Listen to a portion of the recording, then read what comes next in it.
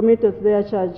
The ministers strongly argued that the Constitution, under Article 1, Clause 3, addressed this matter by giving all powers to the citizens to choose who should govern them through a free and fair election.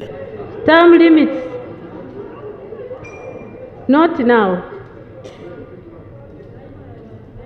Term limits, not now.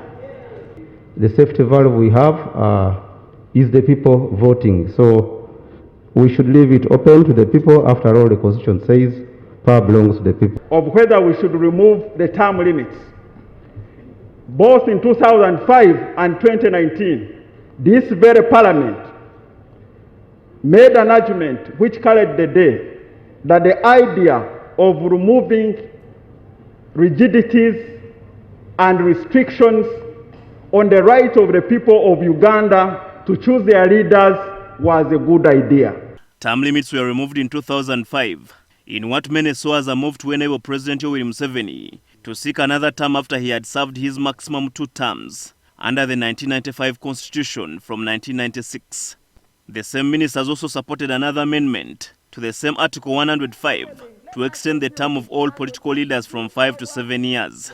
Their argument was hinged on limiting continuous electioneering and reducing the cost of organizing elections every after 5 years.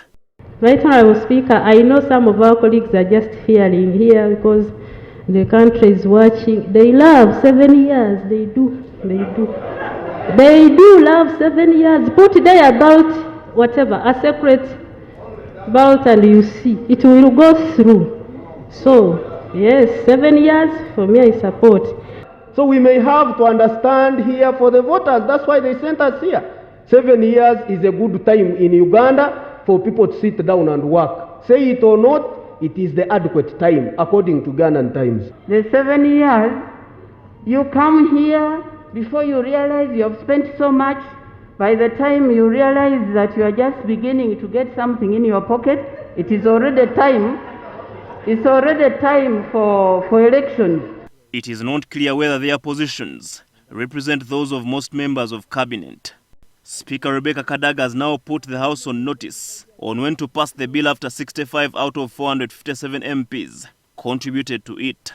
The bill must be passed by 2/3 of the House before it is sent to President Yoweri Museveni for assent or rejection. Herbert Ziwa, NTV at Parliament.